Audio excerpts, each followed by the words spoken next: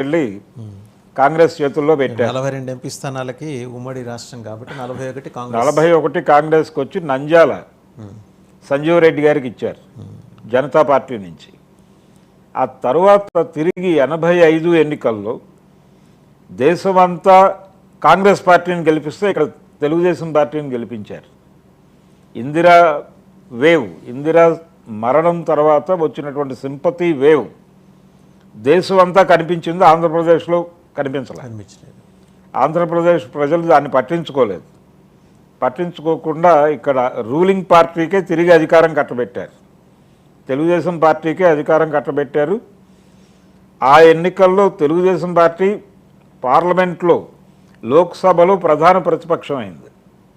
అదొక విచిత్రమైనటువంటి పరిస్థితి. అదొక్కటి తప్ప, ఎమర్జెన్సీ మీద నిరసన తప్ప ఆ స్థాయి ఉద్యమాలు అంటే ఇప్పుడు నరేంద్ర మోడీని రోడ్డు మీద పరిగెట్టించేటువంటి పరిస్థితి అయితే లేదు, ఉంటుందా అనేది లేదు. ఆ కండిషన్ అయితే లేదు. కానీ అక్కడ దాకా తెచ్చుకునే పరిస్థితిలో వాళ్ళు లేరు, ఆలోచనలో లేరు. అంటే ఇది భిన్నమైనటువంటి పార్టీలు ఉన్నాయి ఇక్కడ, ప్రజాస్వామ్యం ఉంది ఇక్కడ. ఈ రోజుకి అంటే అన్ని రాష్ట్రాల్లోనూ వీళ్ళ పట్టు లేదు. దేశమంతా ఇప్పుడు బంగ్లాదేశ్ కండిషన్ వేరండి, అది టోటల్గా వాళ్ళ కంట్రోల్లో ఉంది. ఆవిడ కంట్రోల్లో ఉంది, ఆవిడ నియంతగా వ్యవహరిస్తోంది, అక్కడ విజిబుల్గా ఉంది, ప్రపంచం అంతా చూసినటువంటి ఘటన అది. నియంతృత్వము అనేది కుదిరే పని కాదు. అయితే ప్రజాస్వామ్యాన్ని అడ్డం పెట్టుకుని నియంతృత్వ ధోరణుల్లో చెలరేగిపోతున్నటువంటి వాళ్ళకి ఎక్కడికక్కడ బుద్ధి చెప్తున్నటువంటి సందర్భాలు చూస్తున్నాం మనం. ఆంధ్రప్రదేశ్లో జగన్మోహన్ రెడ్డి గారి పరిపాలన, ప్రజల రియాక్షను చూసాం.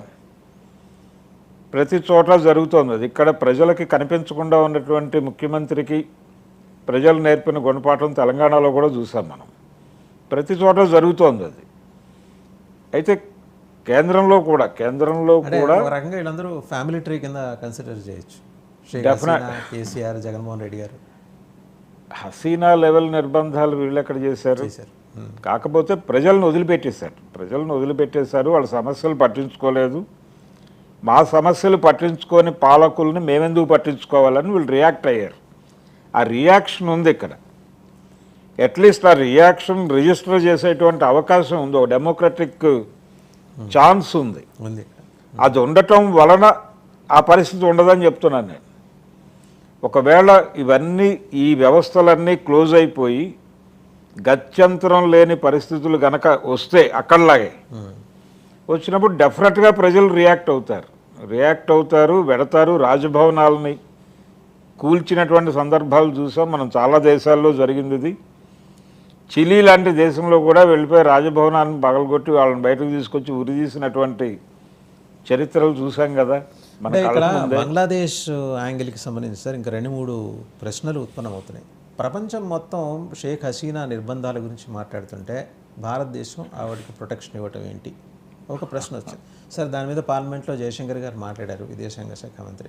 ఆయన మాట్లాడటం పక్కన పెడితే సరే భారతదేశం ఇంతకుముందు కూడా ఆవిడకి ఇది ఇచ్చింది, అసైలం ఇచ్చింది, ఆశ్రయం లేదండి. మొన్న ప్రధాని ప్రమాణ స్వీకారం సందర్భంగా బయట నుంచి వచ్చినటువంటి గెస్టుల్లో ఆవిడ కూడా ఉన్నారు.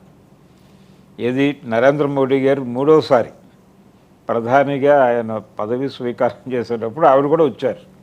కాబట్టి ఆ రిలేషన్స్ ఉన్నాయి. రెండోది, బంగ్లాదేశ్ పట్ల భారతదేశం ఎప్పుడూ అనుకూల వైఖరితోనే ఉంది. అది ఒక రకంగా భారతదేశానికి సిస్టర్ కన్సర్న్ అనే పద్ధతిలో కూడా అంతర్జాతీయ సమాజం మాట్లాడిన చరిత్ర ఉంది. అందుకని ఆవిడ యాక్చువల్గా లండన్ వెళ్ళిపోవాలనేది ప్రోగ్రాం, ఇంగ్లాండ్ వెళ్ళిపోవాలనే ఉద్దేశంతోనే బయలుదేరింది. ఇంగ్లాండ్ నుంచి డినయల్ వచ్చింది అంటున్నారు. డినయల్ వచ్చిందండి. డినయల్ రావడం వలన ఆవిడ ఇప్పుడు భారతదేశంలో ఉన్నప్పటికీ అజ్ఞాతంగా ఉంది ఆవిడ. ఇక్కడికి రావటం వరకు కన్ఫర్మ్, కానీ వచ్చిన తర్వాత ఏ రకమైనటువంటి వార్తలు లేవు. అంటే she was reportedly kept in Ghaziabad house అని అన్నారు. అవును పెట్టారు. నిజానికి చాలా చాలా సెక్యూరిటీలో ఉంది ఆవిడ. ఆవిడకి రక్షణ ఎందుకు కల్పిస్తున్నారు అనేది ఒక ప్రశ్న అంతర్జాతీయ సమాజం నుంచి వస్తోంది. కానీ అక్కడ అస్థిర పరిస్థితులు ఉన్నాయి. ఆవిడ పారిపోయి వచ్చింది, కట్టుబట్టలతో పారిపోయి వచ్చింది ఆవిడ. చైనాకి ఇది కూడా కొంచెం కోపం కలిగించే కారణం అవ్వచ్చు కదా, ఎందుకంటే ఇప్పటికే దలైలామాకి ఆశ్రయం ఇచ్చి వాళ్ళ పొలిటికల్ ఎస్ఎల్ఎం వాళ్ళ ప్రవాస ప్రభుత్వం అయితే మనకి ధర్మశాలలో ఉంది, టిబెట్ ప్రవాస ప్రభుత్వం. ఇప్పటికే చైనాకు కోప కారణంగా ఉన్న అంశం ఒకటైతే ఇప్పుడు రెండోది యాడ్ అయింది కదా. చైనా ఇప్పటివరకు కాన్స్పిరసీ యాంగిల్ లేకపోయినా ఇక మీదట చైనా కోపంగా పెరగటానికి ఇది ఒక కారణం అయి భారతదేశం మీద ఆగ్రహం వ్యక్తం చేయడానికి ఇది ఒక ఇష్యూగా మారుతుంది తప్ప దలైలామా గొడవ వేరు. టిబెట్తో వాళ్ళకున్నటువంటి రిలేషను, టిబెట్ మీద వాళ్ళకున్నటువంటి ఆశ బంగ్లాదేశ్ మీద ఉండే అవకాశం లేదు. బంగ్లాదేశ్ని ఒక సాకుగా వాడుకుని, అంటే దౌత్యపరమైనటువంటి చర్చల్లో భారతదేశం మీద ఒక రాయి వేయటానికి బంగ్లాదేశ్ని వాడుకునే అవకాశం మాత్రమే ఉంటుంది, అంతవరకే. అంతే తప్ప టిబెట్ గొడవ లాంటిది కాదు ఇది. టిబెట్ వాళ్ళ ఇంటర్నల్ వ్యవహారంగానే చూసుకుంటారు వాళ్ళు. అందుకని దలైలామాకి షెల్టర్ ఇవ్వటం అనేది దాని మీద వాళ్ళు ఉండే సీరియస్నెస్ వేరు. ఇప్పుడు హసీనాకి షెల్టర్ ఇచ్చారు అనే దాని మీద ఉండేటువంటి సీరియస్నెస్ వేరు. కానీ క్వశ్చన్ చేస్తారు డెఫినెట్గా. క్వశ్చన్ చేయటం మొదలైంది ఆల్రెడీ. చాలామంది మాట్లాడుతున్నారు. ఇప్పుడు శ్రీలంక నుంచి కూడా మొదలైంది డైలాగ్. మీరేమిటి షెల్టర్ ఇవ్వటం ఏమిటి, ప్రొటెక్షన్ ఇవ్వటం ఏమిటి, కనీసం ఆవిడకు సంబంధించిన వార్తలు కూడా బయటకు రాకుండా చూస్తున్నారు మీరు, ఏం జరుగుతోంది అని. ఒక బంగ్లాదేశ్ నుంచి ఇంకా సీరియస్ ప్రకటన రాలేదు భారతదేశం మీద. అంటే ఈయన ఇప్పుడు పదవి స్వీకారం చేశాడు కాబట్టి ఏదైనా మాట్లాడే ప్రయత్నం చేస్తారేమో చూడాలి. ఒకవేళ సైన్యం గనక రంగంలోకి దిగుంటే ఇంకొంచెం సీరియస్ అయ్యి ఉండేది. కానీ ఇప్పుడు ఆ పరిస్థితి కనిపించడం లేదు. ఈవిడ కూడా నెమ్మదిగా వెనక్కి వెళ్ళే అవకాశాలే కనిపిస్తున్నాయి. ఇప్పుడు ఖలీదా కూడా బయటకు వచ్చేసింది కాబట్టి ఒక 2-3 నెలల్లో మళ్ళీ కొంచెం ప్రజాస్వామిక వాతావరణం తీసుకొచ్చేటువంటి ప్రయత్నం జరుగుతుంది. జరిగిన తర్వాత ఈవిడ కూడా వెనక్కి పెడతారు, ఈవిడిని మేబీ అరెస్ట్ చేసి జైల్లో పెడతారు. అంతవరకు మ్యాక్సిమం హౌస్ అరెస్ట్ అయినా హౌస్ అరెస్ట్ ఉంటుంది. హౌస్ అరెస్ట్ ఎలాగో ఉంటుంది, లేకపోతే లోపలికి తీసుకెళ్ళి జైల్లో పెడతారు. ఆ కండిషన్ అయితే తప్పదు. ఆవిడకి తెలుసు ఆ విషయం. భారతదేశం కూడా ఎక్కువ రోజులు ఎంటర్టైన్ చేయదు. జస్ట్ ఒక గెస్ట్గా ఆవిడని ఇంతకు ముందే పిలుచున్నారు వాళ్ళు 2-3 months బ్యాక్. పూర్తిగా అంతర్గత సంక్షోభంగా ఇప్పటివరకు మనం మాట్లాడుతూ నేననేది ఏంటంటే ఇంటర్నేషనల్ కాన్స్పిరసీస్లో ఎప్పటికప్పుడు జియో పొలిటికల్ అట్మాస్ఫియర్ కనుక మనం చూస్తే భారతదేశం చుట్టుపక్కల ఉన్న చిన్న చితగా దేశాలు భద్రంగా ఉండటం అనేది చైనాకి కానీ అటు ఇటు యుఎస్కి కానీ ఇష్టం ఉండదు.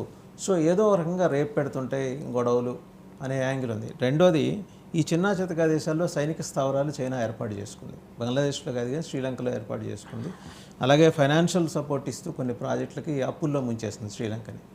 సో ఇది మేజర్ థ్రెట్ కాబోతోంది కదా ఇండియాకి. దీన్ని ఎట్లా అడ్రస్ చేయబోతున్నది జియో పొలిటికల్ యాంగిల్లో మనం చూస్తాం. అంటే ఒకటండి, ప్రస్తుతం అమెరికా కంట్రోల్ అనేది అన్ని చోట్ల ఉంది.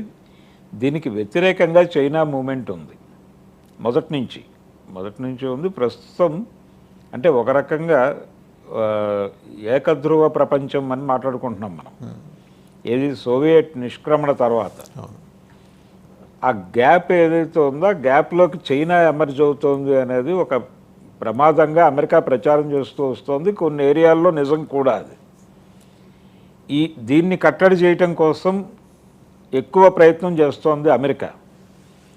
చైనాని నిలువరించడం కోసం జరిపేటువంటి ప్రయత్నంలో భాగంగా ఎక్కువ అమెరికా ప్రజెన్స్ కనిపిస్తోంది ఏరియాల్లో. చైనా కూడా ఆ మేరకు తన ఉనికిని నిలబెట్టుకునే ప్రయత్నం చేస్తోంది. అందులో భాగంగానే ఇప్పుడు బంగ్లాదేశ్ ఇష్యూ కావచ్చు, మరొకటి కావచ్చు, శ్రీలంక వ్యవహారంలో చైనా స్పందించిన తీరు కావచ్చు, ఇవన్నీ ఆ ధోరణిలోనే నడుస్తున్నాయి. ఇది నిజానికి వాళ్ళ మధ్య జరుగుతున్నటువంటి యుద్ధంగానే చూడాలి. అప్పుడు కూడా నిజానికి శ్రీలంక ఒక చాలా కీలకమైనటువంటి యుద్ధ స్థావరం అది సముద్రంలో. కాబట్టి దాని మీద ఆ రోజున రష్యా కన్ను వేసింది, అలాగే అమెరికా కన్ను వేసింది. నిజానికి ఐపీకేఎఫ్ పంపడం వెనకాల సోవియట్ రష్యా ప్రోద్బలం ఉంది రాజీవ్ గాంధీ మీద అనేటువంటి ఆరోపణ కూడా ఉంది ఆ రోజున అంతర్జాతీయ సమాజం నుంచి. ఆయన అనవసరంగా బలైపోయాడు అంటే రష్యన్ యుద్ధ వ్యూహానికి రాజీవ్ గాంధీ బలైపోయాడు అనేటువంటి పద్ధతిలో చాలా పుస్తకాలు కూడా వచ్చినాయి దాని మీద. సో ఇప్పుడు జరుగుతోంది కూడా అదే. ఇప్పుడు కూడా దాదాపు, కాకపోతే ఫేజ్ మారింది. ఫేస్ మారింది, చైనా ప్రవేశించింది ఆ ప్లేస్లోకి. వీటి మధ్య జరుగుతున్నటువంటి యుద్ధంలో భాగంగా వీటిని స్థావరాలుగా వినియోగించేటువంటి ప్రయత్నం జరుగుతోంది. కానీ సోవియట్ రష్యా ఉన్నంత అంటే అంత యుద్ధతంత్రంతో చైనా అయితే ప్రస్తుతం లేదు. చైనా చాలా పద్ధతిగా తన మార్కెట్ విస్తరణ మీద మాత్రమే దృష్టి పెట్టింది తప్ప యుద్ధము, ఆయుధ వ్యాపారము అనే జోలికి వెళ్ళటం లేదు. వాళ్ళు చాలా సిస్టమేటిక్గా కేవలం వ్యాపార విస్తరణ మీద మాత్రమే దృష్టి పెట్టి ఉన్నారు. వాళ్ళు ఆ ఏరియాలోనే ఆర్థిక రంగంలో వాళ్ళు అమెరికాని లేదు, రష్యాలో జరిగిన తప్పు అదేనే విషయం వాళ్ళకి అర్థమైంది. అంటే రష్యన్ ఎకానమీని మొత్తాన్ని తీసుకెళ్ళి వాళ్ళు ఆయుధ పరిశ్రమల మీద పెట్టేశారు. దానివలన అక్కడ ఎకానమీ దెబ్బతింది. దాంతో ఆ నష్టం అనుభవించాల్సి వచ్చింది. పార్టీ అనుభవించింది, జనము అనుభవించారు. ఈ కండిషన్ మన దేశంలో ఉండకూడదు అనేది అందుకనే వాళ్ళు ప్రో మార్కెట్ యాక్టివిటీయే నడుస్తుంది అక్కడ. ప్రపంచం ఏం కోరుకుంటోందో అది మనం ఉత్పత్తి చేద్దాం అనే మూడ్లో ఉన్నారు వాళ్ళు. అది ప్రమాదంగా ఇప్పుడు అమెరికా దాన్ని ప్రమాదంగా భావించడానికి కారణం అది. మీ పర్సెప్షన్లో చైనా నుంచి థ్రెట్ లేదంటారు ఏ రకంగా? అంటే భద్రతాపరమైనటువంటి ఇబ్బందులు ఏమి ఉండవండి ఇమ్మీడియట్గా. భద్రతాపరమైన ప్రమాదం చైనా నుంచి లేదు. వాళ్ళు సరిహద్దు తగాదాలు ఇలాంటివి కూడా ఇటీవల కాలంలో తగ్గించుకున్నారు.